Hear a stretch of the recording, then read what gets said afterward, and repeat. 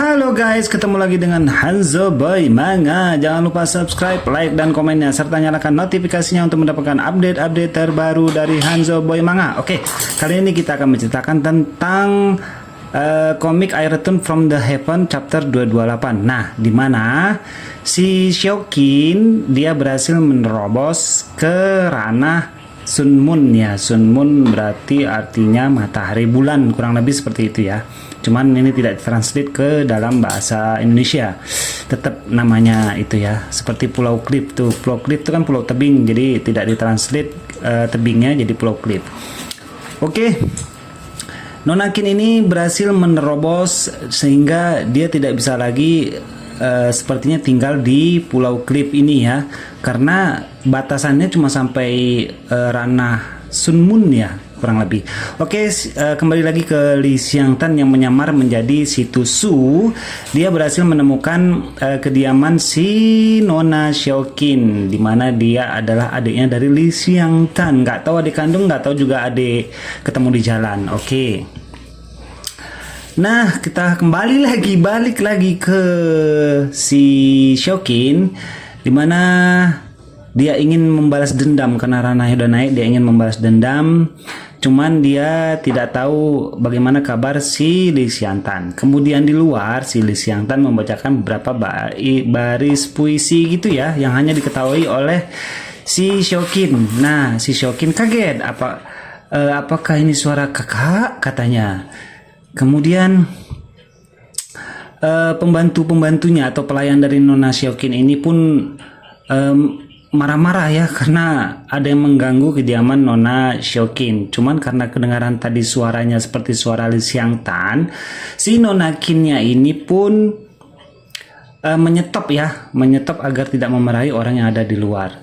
Kemudian dia menyuruh pelayannya untuk mengambilkan baskom untuk dia mandi, sehingga kedua pelayan ini pun pergi meninggalkan Nona Xiaoqin. Oke, ini kenapa saya ceritakan, karena kalau tidak saya ceritakan cuman musik talk ataupun cerita sambil musik, dua kemungkinan. Satu, kena copyright ya guys ya. Seperti Anda tahu, kena copyright karena saya menggunakan musik, walaupun dari YouTube terkadang itu bisa kena klaim. Kemudian kenapa saya menggunakan suara? Agar lolos monetize. Jadi mohon harap dimaklumi. Nikmati saja, tonton saja, baca saja ya guys ya. Oke, kita lanjutin. Si Xiaoqin ini pun kemudian membuka pintu dan kaget melihat di luar itu bukan Li Xiangtan tapi si Tusu. Kemudian Li Xiangtan pun membuka topeng dia itu ya, topeng ganas, topeng iblis ini. Dan si Xiaoqin pun senang banget karena yang ada di depannya adalah kakaknya Li Xiangtian. Lama-lama bubi juga ngomong kayak gini. Oke guys, kita lanjut lagi. Kemudian mereka pun membicarakan tentang kisah-kisah terdahulu. Kenapa dia bisa dibawa, terus kenapa Li Xiangtan bisa datang. Nah, sehingga membuat Nenek Tong, nanti akan saya ganti Nenek Tong menjadi Granny Tong ya. Rasanya kalau kita sebut Nenek Tong agak sedikit lucu ya, soalnya kita lihat rupanya itu muda. Seperti yang kita tahu, Nenek Tong ini atau Granny Tong ini kekuatannya bisa dibilang luar biasa ya. Jadi kemudian si Li Xiangtan pun bilang kepada si Xiaoqin supaya tidak perlu khawatir ya, atau jangan khawatir, karena setelah dia mencapai ranah tertentu dia akan menjemput si Xiaoqin. Setelah itu si Xiaoqin pun memberikan sesuatu yang sudah dipersiapkan untuk Li Xiangtan. Li Xiangtan kaget, sesuatu seperti apakah itu?